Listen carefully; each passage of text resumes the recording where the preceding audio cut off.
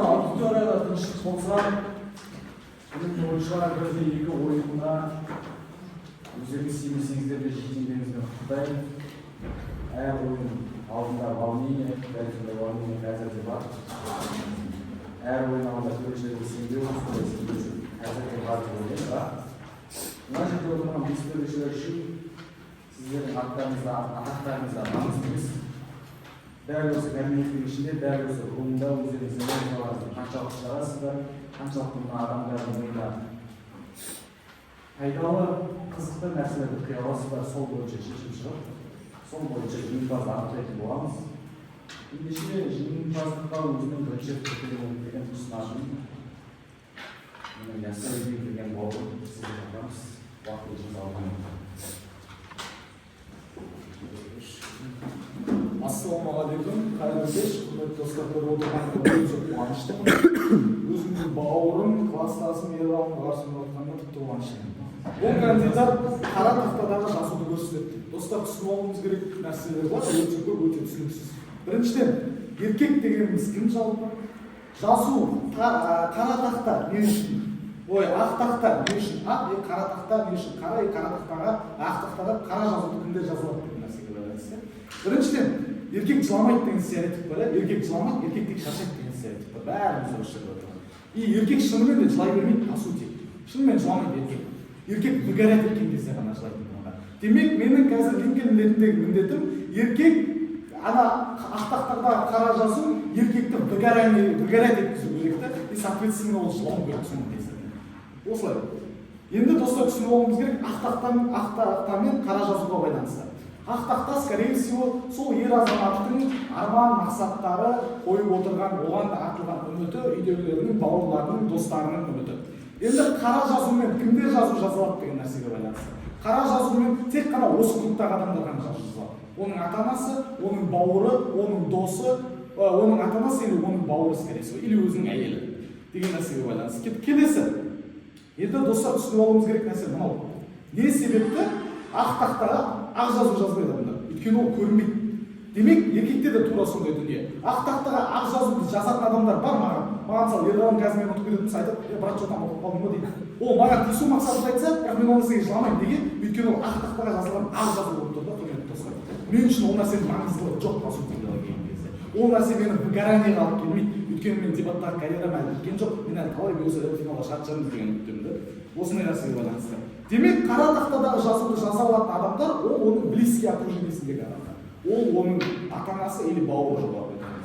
Енді любой еркекті выгораниеге жеткізетін, любой еркекті күйреуге жеткізетін ақ тақтадағы қара жазу, ол сеніміңді ақтамадың жазу. Кімнің тарапынан болсын? Ата-ананың тарапынан, или әйелінің тарапынан, или балаларының тарапынан. Өйткені еркекте басым нәрсе бар, еркектің басып тастай, еркектің кейде басатын, кейде наоборот еркектің еркек екендігін көрсететін нәрсе бар. Ол не ол? Эго.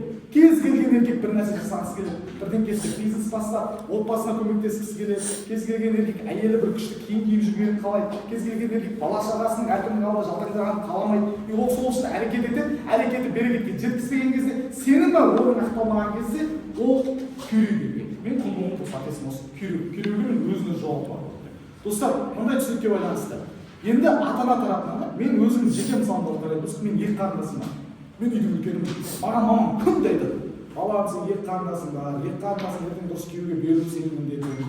Олар сенің аманатың, сен оқуыңды дұрыс бітір, сен күшті юрист бол бұйырса, күшті жұмыс тап, біздің бәрімізді асырап ал сен міндетің деген нәрсемен мен нагружать еткенде қалай енді солай айтады. Бірақ достар түсінуіміз керек мәселе осы да. И осы нәрсе мені күнде тездетеді. Мен күнде ойланамын осы нәрсеге. мен бұл нәрсеге жыламаймын, потому что менде әлі шанс бар ол нәрсені жасауға. Мен әлі оқу бітірген жоқпын. Менде әлі күшті юрист болып, күшті жұмыс тауып, ата-анама күшті көмектесетін шанстар менде әлі бар. Поэтому мен ол нәрсеге жыламаймын. Мен жылаймын қашан, когда мен бәрін жоғалтып алған кезде. Мен күйреген кезде жылаймын, получается.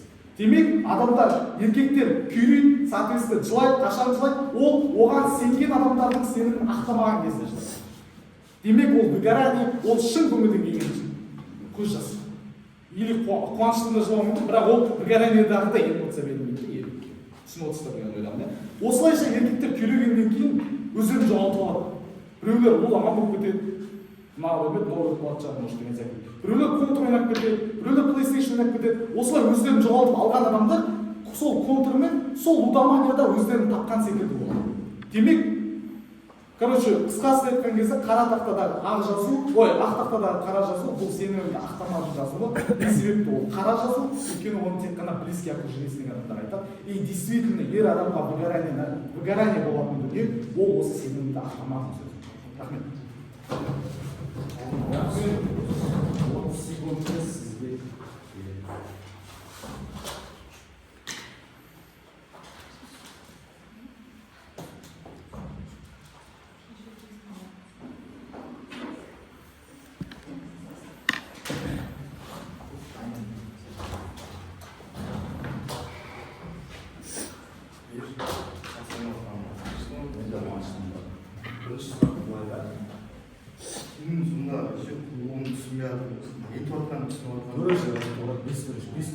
жоқ, ол саған қойып жатыр да, мен түсініп алайын да сен. Мен күйреймін ғой енді, күйреуге жетем өзімді жоғалтамын.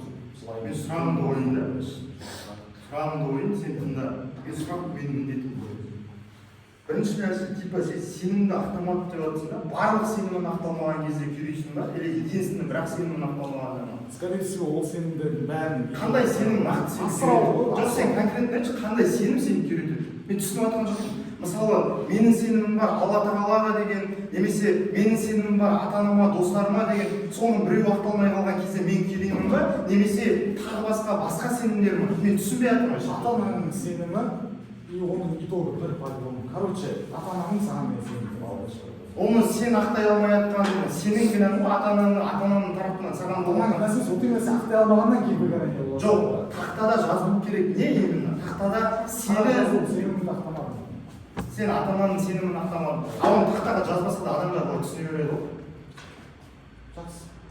Онда сен еркек емес, ез емессің ба? Жоқ. Ездер ғана ақтамадың деген подвод точкаға жеткен кезде сен қанша еңбек етсең де, қанша әрекет етсең де сол нәрсені ала алмаған кезде сол нәрсе жазылса, выгорание болады. күйреудің арқасынан неге алып келеді? Өзін жоғалтып. Өзін жоғалтып келеді.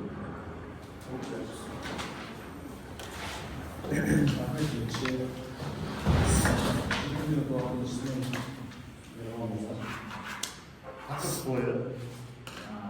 Тақтада жазуды көрсетеді дейді да. Бүгін ойын алғанда Мейірбек еркекті көрсетіп жатқан жоқ, езді көрсетіп жатыр да. Біз бөлеміз еркек, яғни ез деп. Ездер кез келген нәрсеге сына береді да.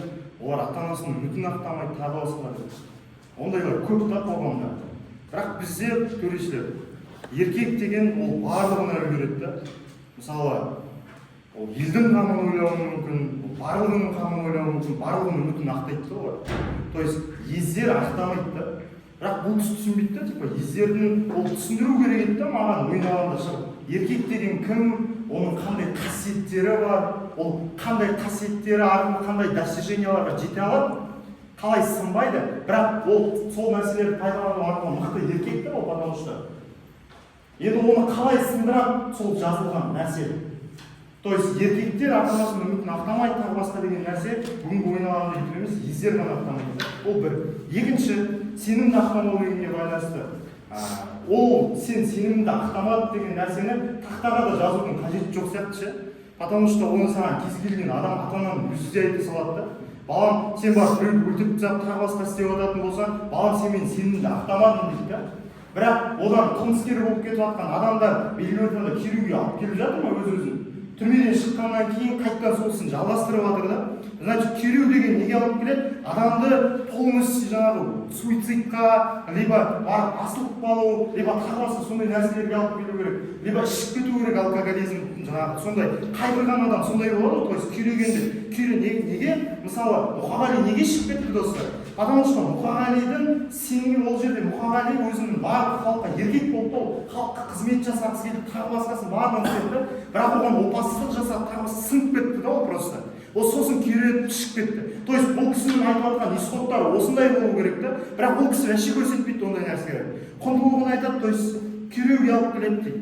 Өкінішке орай ол нәрселердің барлығы тақтада жазылмай-ақ, бұл тақырып сұрақтар инклюзивный андай сондай нәрсе болу керек та, сол тақтада жазылған нәрсе, то есть сені қиратып тастайтындай, белгілі бір тәртіпте жылататындай, ол тек қана көзінің жасы ғана шығу емес, эмоциональный адамды ішінен қиналу керек та. Мойындайын белгілі бір тәртіпте сеніміңді ақтамады деген нәрсе қиналуы мүмкін адам ішінен. Бірақ оны жаңағы андайларда да көп та, бізде санасыз адамдар көп та қоғамда, балалар. Ата-анасының тарапынан берілген тәрбиесі, оның сіңірген еңбегі тағы басқасын барлығын жерге таптай салады да. То есть сен мен сеніміңді ақтамадым десе де ішінен күйзелмейді да көп еркек қазір. Олар еркек емес, олар ездер да.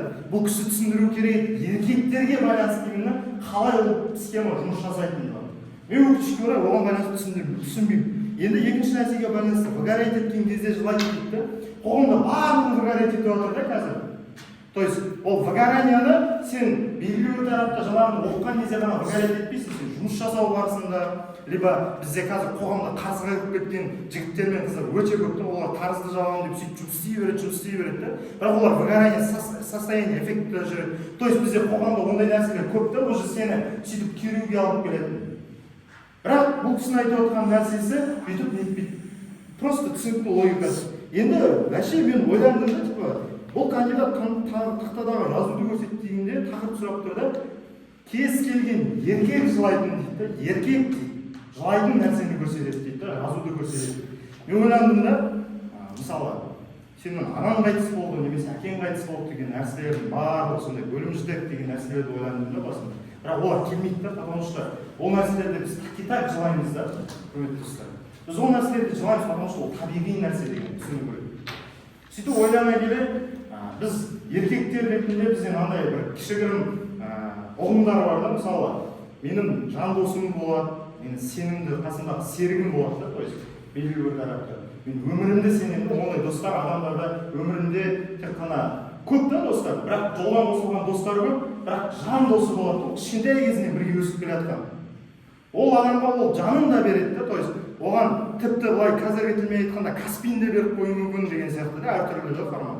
Вот сондай адамның сенің Ленин деп отқан қызың, то есть болашақтағы жан-жарым болайын деп отқан немесе үйленген әйелің екеуі сен білмейсің, ешкім білмейді, екеуі опасыздық жасайтын болса, еркек жылайды сол кезде. Неге жылайды еркек ол кезде?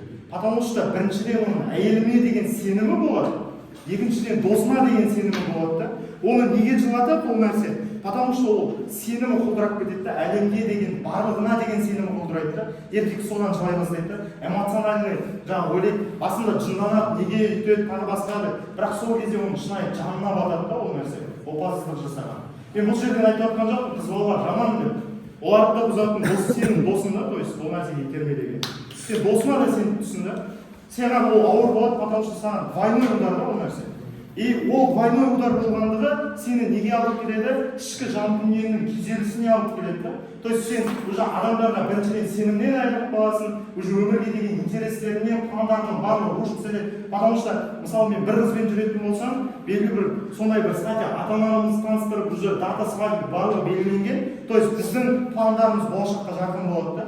Мен үй аламыз бірге, машина аламыз, балаларымыз болады, тәрбиелейміз оларды күшті қылып. Мектепке береміз, шетелге шығамыз, тағы басқа деген просто базовый нәрселер, сондай күшті армандар жасаймыз да. Бірақ сенің сол арманға андай ғой, адам когда армандайды, сол нәрсеге нете берген кезде, арманына қарай жылжыған кезде ол басқа нәрселерді ойламайды да. Еркек сол кезде жарты жолын сынып кетеді да просто. Сынып кетеді, неге алып келеді, оны алкоголизмге алып келуі мүмкін, тағы басқа нәрселерге алып келуі мүмкін да. И еркектің ол кездегі состояниясы, то есть ол барлығын сол жерде уже анализировать етеді да, жылап отыр. То есть мен айтып жатқан жоқпын, ондай ситуациялар өте көп та. Жаңағы қас шығып айтуы мүмкін, гнилой досың, сен гнилой, тағы басқа деген нәрсе. Досың гнилой емес сол жерде. Сен досыңды считать етесің, оның гнилой болғанын білмейсің да, потому что өйткені ол сенің жан досың да. Сен адам когда біреуге сенген кезде оған қара дақты түсірмей сенеді да. Қара дақты түсірмей сенген кезде не болады достар? Ол артық жаман ойы да болмайды, оған ол тағдырын сеніп тапсырады. Мысалы, ойлаңыздаршы, допустим, просто Махамбет пен Исатай сияқты достарды олар алмалы секунд. То есть менің осы жердегі шығатын құндылығым, ол менің әлемге деген сенімсіздігім пайда болады. Неге? Потому что полный алып келе жатқан исходтардың барлығы менің барлығына деген ненавистіма, то есть мені полноценный рушить етіп басқа адамға айналдырады. Адам, когда не жаман қоғамда, немесе адам үшін не жаман, адам өзінің табиғи қазір қандаймын ер ғалым ретінде, мен басқаша адам болып өзгеріп кетемін, то есть бұл жаман да. И сенің бұндай нәрсесін, бұл жаңағы жасауы осындай ситуация, ол өте үлкен сауат.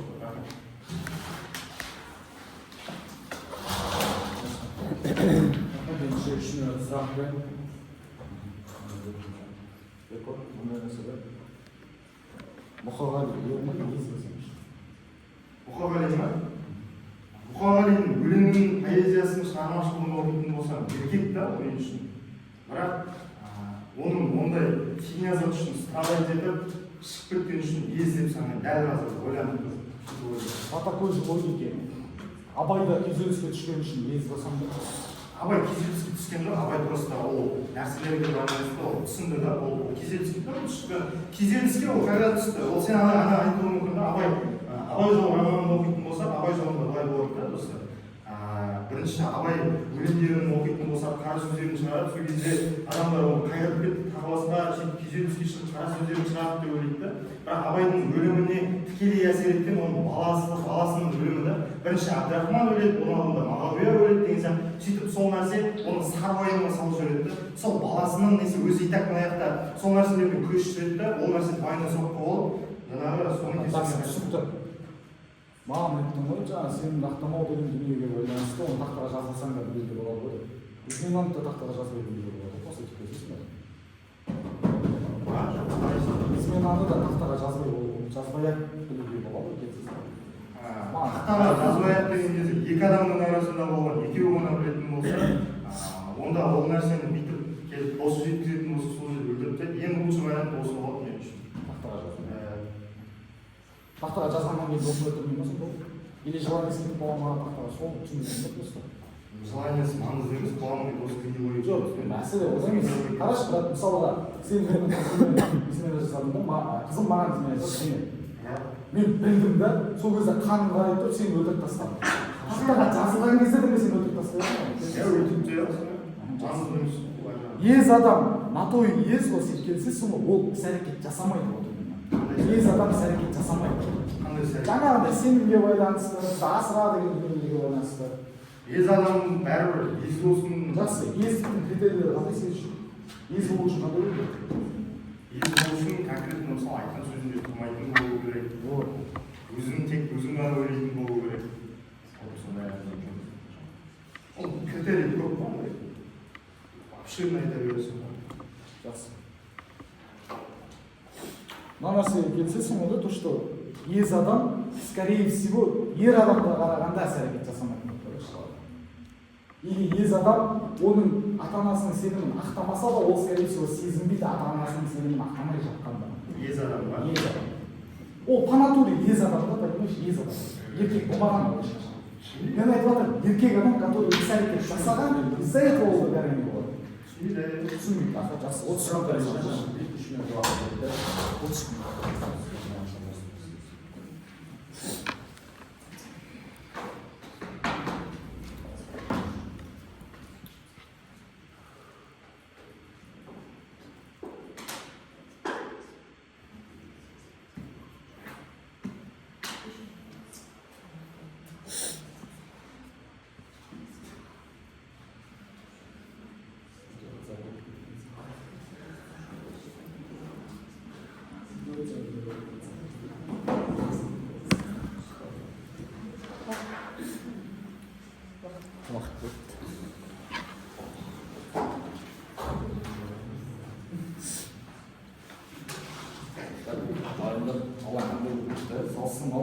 Кімнің күйзелісі көбірек адамға эмоциональный байланысты бар, кімнің күйзелісі адамға жоқ байланысты болмайды деген. Ондай дүние маған айтады, еркек дейді, ол жыламайды. Жылайтын ез. Сен маған ез адам түсініп тұрсың. Ол какой-то іс-әрекет жасады, и оның жемісін көрмеді, и ол жылады, значит, ол ез адам, ол сынып қалды. И мысалы мұқағали сұрақ қоямын, сен келісесің ғой, ез адамдар, скорее всего, әрекет жасамайды. Или әрекет жасаған күннің өзінде ол мына жоғарыдағы адамдардың оған деген сенімін ақтап жатқан жоқ екендігіне келісесің ғой? Иә, келісемін. Демек, ез адам мен еркек адам ол мүлдем салыстыруға келмейтін екі. Ез адам, скорее всего, нағыз еркектің шкурасында ешқашан болмаған, ол по натуре ез, потому что ол кімнің кесірінен екені белгісіз. Может, оның әкесі нағыз еркекті тәрбиелей алмады, может, басқа бір факторлар әсер етті, деген секілді трагедия әсер етті. Бірақ нағыз еркек адам, бізге қырар түсініп тұрған кездегі еркек адам, ол, скорее всего, қызының измена жасағаны, бір гүлдің измена жасағанына сынып қалып, выгорание болып, жылап, соңында күйреуге, өзін өзі жоғалтып алып, ол, скорее всего, апармайды. Егер біз нағыз еркекпен ойнап болсақ. Наоборот, ер ғалымның ұсынып беріп отырған еркегі ол ез, потому что ол таңдау дұрыс жасай алмады, ол дұрыс нәрсе жасай алмады, из-за этого қызы оған ең жақсы, ең сенетін адаммен измена жасап отыр. Наоборот, ер ғалым ез жүрді. То есть ер ғалым ұсынып отырған адам ез. Өйткені ол жылап қалды какой-то өмірдің бір сынағына. Мен жылап жатырмын, не үшін? Мен контрольный точкаға жетіп қойдым. Болды, мен енді еш нәрсе жасай алмаймын. Өйткені анам уже маған айтып отыр, сен менің сенімімді ақтамадың деген. Түсініп отырсыздар ма? Кімнің выгораниесі қаттырақ, ер ғалымдікі ма, менікі ма? Менің ойымша менікі. Өйткені ер ғалым ұсынып отырған адамы ол на самом деле еркек емес, ол ез, скорее всего. Өйткені ол қыз үшін жылап отыр. Нағыз еркек менің ойымша қыз үшін жыламау керек. Иә, ол жынданады, ол ана адамды өлтіргісі келеді, ол қызын өлтіргісі келуі мүмкін. Бірақ ол ашу басылап, нағыз еркек болатын болса, ол ақыл басалады, соңында бәрін атан көрсетеді. Өйткені ол еркек деп айтуға болады.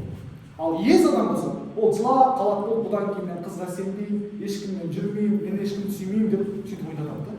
Өйткені ол ез адам болсын дейді. Ал еркек ондай нәрсе ешқашан жасамайды. Енді достар, түсініп алуымыз керек мәселелер біреуі тағы мынау. Менің түсінігім бойынша адамдар, маған сеніп артып отырған адамдар менің достарымнан да жақын. Скорее всего, ол менің жан досым емес.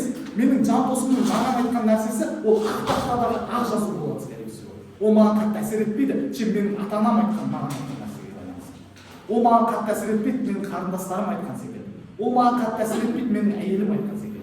Біз қашан өстіп бейшара болып жүрміз десем, тіпті ол өлім болып мысалға шығады. Любой еркек үшін. Бірақ ез емес. Еркек үшін ол нәрсе выгорание. Еркек осы кезде жылайды. Қай тараптың выгораниесі күштірек? Негізі ойым бұндай болған қаламайтын, бірақ сондай болып кетті. Қай тараптың выгораниесі күштірек? Ер ғалым жақсырақ жылай ма, или мен жақсырақ жылаймын ба деген секілді болып кетті. Бірақ түсінуіміз керек, ер ғалым түсініп отырған адам, скорее всего, ез ол ешқашан еркек болмаған, потому что нағыз еркек болатын болса, ол қыз үшін жыламайды. Ал нағыз еркек жылауға стоящий нәрсе еркек жылайды, өйткені ол выгорание болады, ол күйрейді, ол өзін жоғалтады, соңында ұлдаман болып қалады, или контрневротик бірі болып кетеді, қарны шығып кеткен шексіз жейтін. Сондай болып, оның конечный итогі сондай болады. Ол өйткені күйреді. Өйткені ол өзінің патологиялық нәрсесіне жетіп қойды. Болды, ол еш нәрсе жасай алмайды. Ер ғалымда екінші вариант бар. Ол қызы тастап кетсе, басқа тастап алады. Или басқа бір бақыт болып кете алады. Досы тастап кетсе, өмір біткен жоқ, досы да табылады. Мәселе осыда. Ал менде бәрі бітті, менің қолымда ештеңе жоқ. Менің қолымдағы нәрсе, ол менің анамның хаты ғана, осы қара жазумен жазып тұрған. Сен менің сенімді ақтамадың, болды. Мен сенің персонал деген секілді нәрселер байланысты. Болды, мен үшін күйреу осы. И менің выгоранием, мына жақта ер ғалым ұсынып отырған ездің выгораниесіне қарағанда, ол жылау еркекті жылататындай фактор екенін мен сенемін.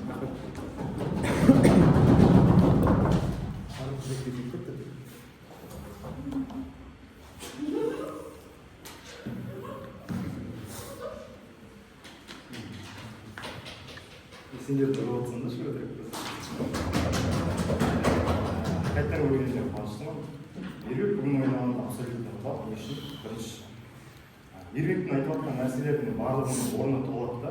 Почему? Потому что сенің айтып жатқан қарадағың менің сенімімді ақтамадым деген жай ғана сөз да. То есть, бірақ баласы үшін ол 2х мотивация болады да, оны түзеу үшін. Неге? Потому что бізде қоғамда жұрттың баласы деген қаралы сөз бар. жұрттың баласын қарашы, үй сатып берді, жұрттың баласын қарашы, машина сатып берді, тағы басқа. То есть балаға ол двойной мотивацияда жұрт сол бізге айтып жүрген жұрттың баласынан 2х мықты болайыншы деген. То есть бұл кісінің айтып отқан нәрселерінің барлығын бала орнын толтыра алады да, еркек болып. Орнын толтыра алады. Ал менің ситуациямда өкінішке орай орнын толтыра алмайды ол нәрсе. Саған келіп қайттан қызым мен жігіттің арасындағы измена болдырмай тастай алмаймыз бұл ол ситуацияда. Ол всегда адамның өмірінде қала береді да, қаралы дақ болып. Онда бүгінгі ойнағанда осыған байланысты түсінікті. Енді екіншісі, Томас Эдисон болсын, Джек Ма болсын, барлығы бізде күйзеліске, құлдырауға, тағы басқаға ұшыраған адамдарды, бұл кісінің әлемінде сондай да құлдырауға ұшыраған, жаңағы чипсы жейтін тағы басқа семіз адамдар. Тіпті семіз адамдардың өздеріне мотивациялап ар жақта кімге барып жатыр ғой? Айтымға барып жатыр ғой. Значит, олар да жеңіп жатыр да. Орнын толтырып жатыр, ақтап жатыр қайтта. Значит, ол нәрселердің орнын толтыруға болады, достар. Сен күйзеліске ұшырама маңызды емес олар. Ол нәрселердің орнын толтырады да, адамдар 2х мотивация алып, тағы басқасы болады. Значит, бізде ондай примерлар өте көп. Жаңағы Джек Маның ситуациясында да тоже құлдырауға ұшырайды, тағы басқа. Бірақ компаниясы жаңағы компаниясы Қытайда деген былай да брендті қалыптастырды да. То есть ондай нәтижеге жете алатын примерлер көп. Ал бұл тақырыпта именно жігіт үшін орны толмас, қаза, орны толмас сондай күйзеліске алып келетін, сондай жаман нәрсе болу керек да, достар. Мейірбек ондай нәрсені түсініп жатқан. Просто үмітімді ақтамадым деген, сенімді ақтамадым деген нәрсе да. Ол нәрселер қоғамда өйтіп жатқан жоқ. Сосын екінші нәрсеге байланысты бүйтеді да, еркек деген бүйтіп мынандай айтады да, қазір қыздар шын айтып жатыр деп ойлақтамаңыздар, бірақ мен действительно солай ойлаймын да, мен однолюбпін өзімше. Bir қызға андай жүремін ба, бітті үйленемін ойбай деп басым кетіп қалатын әдеті бар да. То есть бізде ондай мен сияқты однолюбтар көп та, мысалы Дінмұхамед Қонаев әйелі бала тумаса да әйелімен өмір бақи өмір сүрді да. Енді прикинь, короче, Дінмұхамед Қонаев сөйтіп баласы болмаса да әйел үшін тағдырын құрбан етеді да, бірақ әйелі келіп измена жасайтын болса Дінмұхамед Қонаевқа қандай әсер береді ол? Орны толмас, қаза да ол үшін, потому что ол өмірін беріп тастап тұр да ана жерде, еркек ретінде. Онда бүгінгі ойнағанда мен айтып жатқан бағанағы примердің бәрі сол да, то есть Қонаев ретінде, жаңағы еркек ретінде орны толмас, маған сондай күйзеліске алып келіп, тағы басқа нәрселерге алып келіп жатыр да менің айналама деген сенімсіздігіме алып келіп жатыр. То есть осы нәрсеге алып келіп жатқан үшін. Одан кейін еркек не үшін сол кезде өкінеді, не үшін жылайды, мен таңдаудан қателестім деген нәрседен жылайды да. Потому что бізде мынандай сөз бар да айтатын, таңдаудан қателеспе, неден дейді оларға? Біріншісі мамандықтан қателеспе дейді, екіншісі жар таңдаудан қателеспе дейді да. То есть сен жар таңдауды екеуінің біреуінен қателестің ба, бітті өмірің керек сияқты, оның орнын толтыру қиын да. Сен мысалы, жарайды мамандықтың орнын толтыратын шығарсың, бірақ әйелге байланысты өйтіп толтыра алмайсың. Одан кейін Мейірбектің айтқан мысалында жаңағы қыз деген көп қой, то есть басқа адаммен орнын толтырамын, тағы басқа деген нәрсе. Ол ертең сенің семейдің жизнінде де әсер етеді да. Әйеліне деген сенімсіздік, белгілі бір таңдағы сенің оған деген агрессия, то есть оны тексеріп отыруын, тағы басқа деген нәрселерге қатты әсер етеді да ол. То есть осы нәрселердің барлығы бұл үшін сенің семьяндағы, отбасындағы жағдайыңды ушықтырып жібереді, достар. Значит, еркек үшін бұл нәрсе қаншалықты оны сындырып тастайды, оның атауы бағанағы бұл үшін ол нәрселер түзеген күннің өзінде ол нәрселер өзгермейтіндей қылып алып келіп тастайды. Мен айтамын, сені бір адам ретінде сен қалыптасқансың өте жақсы дейді, бірақ сен новый жаман адам болып шығасың да осы жерде. Қандай адам болып шығасың? То есть ешкімге сене бермейтін, потому что сен әйеліңнің аяқта и достарыңның өзіне сенбей бастайсың да. Сол кезде еркектер ана қоғамдағы шыққан мынандай сөздер бар, то есть бір нелепой әңгіме бар да. Астындағы атына сенбе, қойнындағы әйеліне сенбе деген сөз бар да, то есть. Вот осы сөз осы жерден шығады да, оны кімде шығарды деп ойлайсыңдар достар? Оны шығарды, вот именно осындай нәрселерді көрген еркектер шығады да ол сөзді. Біз түсінуіміз керек, оның орны толмайды достар. Егер Мейірбек осы нәрсенің бүгінгі ойын алады, орнын толтырып берсе, да, пожалуйста. Уақытым бітті ме уже? Енді екінші нәрсе, біздегі мен мына нәрсені түсінгім келеді да, бізде қыздың сол нәрседен не шығады? Біріншісі сенім мен сүйіспеншіліктің бұзылуы шығады. Еркек шынайы сүю деген нәрсені ұмытып қалады, потому что ол бірінші рет шынайы сүйіп қойды да аяқта. Енді екінші рет ол нәрсеге ол өйтіп шынайы сүймейді да, потому что ол шынайы сүйетін болса, егер тағы да осындай жағдай қайталанатын болса, ол не болады? Бітті ол асылып қалады да ол кезде. Неге? Потому что түсінікті. Үшіншісі өзін кінәлі сезінгендіктен. Ол да бүйтіп ойлауы мүмкін да, кінәлі сезіну мүмкін бұл ситуация, типа менің кінәм шығар может деп өзін сындыра береді ол нәрсе тоже неге алып арманы мен үмітінің келуі деген бағанағы айтқан олардың мақсаттары мен армандарының келуі да бізде сөздерде арман мақсат, арманның асқақ, мақсатын айқын, тағы басқа деген сияқты сондай сөз тіркестері бар да. Бірақ сенің арманың асқақ болып тұра, ол просто төбешікке айнала бастайды да. То есть сенің ондай бұрынғыдай армандарың қалмайды. Сосын өмірінің мәні жоғалады деген точкаға алып келеді. Просто дальше өмір сүру деген нәрсеге ештеңе көрсетілмейді достар. Ертекті жылататын осы нәрселер да. Ертек неге жылайды, тағы басқа дегенге түсініктеме беру деген ойдан көбірек. Например, бірдегі ойына ең соңғы сөзін қою үшін шақырамыз. Қазір сағаттама. Ойым бойы бір нәрсені түсіндім. Уже үшінші рет осы нәрсені түсіндім. Мамам маған жазады мына нәрсені. Балам, сен что-то менің сенімімді ақтамай жатсың деуі, и сен менің сенімімді ақтамадың деуі екеуі екі түрлі нәрсе. Менде 2x мотивация болады қандай жағдайда? Бірінші жағдайда. Маған анам менде шанс бар екен әлі. Бәрін өзгертуге шанс бар. Ерғалымда шанс бар, поэтому ол жыламайды қатты ол нәрсеге. Мен жылаған секілді. Ол жыламайды, потому что ол жыласа ез болады. Ол еркек емес уже, ез ол қыз үшін жылайды. Келесі, сенімсіздік болады. Егер де біз дейді, әйеліммен кейін мен тағы біреуге үйленіп кететін болсам да менде сенімсіздік болады. Мен ол адамды қатты тексеретін боламын, бүйтетін боламын дейді. Сенімсіздік болады. Бірақ бұл сенің ана өткен жараңның орны толмайды деген сөз емес көңілді достар. Сенімсіздік жасап, пожалуйста, тексер, көр, сөйлес, ашық. Бірақ сен жыламадың ол нәрсе үшін. Өйткені сенде шанс бар ғой әлі. Менде шанс жоқ, мен бәрін жоғалтып алдым уже. Мен патологымда тұрмын сен. Потому что маған мамам айтқан жоқ, сен жұмыс істе, сол кезде менің үмітімді ақтайсың. Ол маған байқайды болады. Сен уже менің үмітімді ақтамадың. Крес жоқ. Қай нәрсе более выгорание сыйлайды еркекке? Абсолютно менің нәрсе более выгорание сыйлайды. Не себепті өйткені менде екінші мүмкіндік жоқ. Ерғалымның еш жігітінде екінші мүмкіндік бар. Потому что ол басқа әйел таба алады, сенімсіздікпен қараса да оған, ол басқа дос таба алады. Оған да сенімсіздікпен қараса да. Ешқандай адам абсолютно бопты әйелден махрұм етсе де достан махрұм етпейді. Ол хотя бы дос табуға тырысып көрсе болады. Ал менің тағдырыма кіресіп қойған уже. Менде болашағым жоқ, мен күйреудің үстінде тұрмын, мен күйреуім жоқ. Бұл мені жылататын нәрсе осы. Өйткені менде екінші мүмкіндік жоқ. Еркода екінші мүмкіндік бар.